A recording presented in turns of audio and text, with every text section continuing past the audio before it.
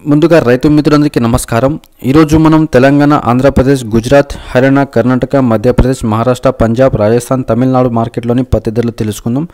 So ఏ మార్కెట్లో పత్తి ధరలు పెరిగినా, ఏ మార్కెట్లో పత్తి ధర తగ్గినా మనం ఈరోజు వీడియోలో మాట్లాడుకుందాం।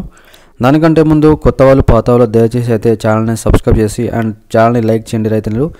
అండ్ వీడియో చూసే మాత్రం తప్పకుండా లైక్ చేయండి అండ్ షేర్ చేయండి రైతులు। షేర్ లైక్ చేస్తేనే కాస్త యూట్యూబ్ రికమెండేషన్ చేస్తుంది వీడియోకి। Thank you. ముందుగా మనం తెలంగాణ రాష్ట్రంలోని కనిష్ట ధర వచ్చి 6,800 ఉంది, గరిష్ట ధర వచ్చి 7,020 రూపాయలుగా పలికింది। ఆంధ్రప్రదేశ్ రాష్ట్రంలోని కనిష్ట ధర వచ్చి 4,319 రూపాయలుగా ఉన్నది, గరిష్ట ధర వచ్చి 7,119 రూపాయలుగా పలికింది। గుజరాత్ రాష్ట్రంలోని కనిష్ట ధర వచ్చి 4,960 రూపాయలుగా ఉన్నది, గరిష్ట ధర వచ్చి 7,500గా పలికింది।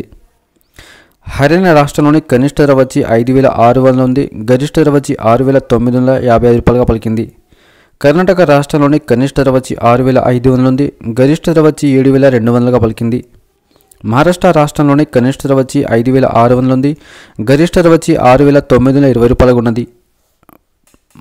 మధ్యప్రదేశ్ రాష్ట్రంలోని కనిష్ట ధర వచ్చి 7,000 ఉన్నది, గరిష్ట ధర వచ్చి 7,160 రూపాయలుగా పలికింది।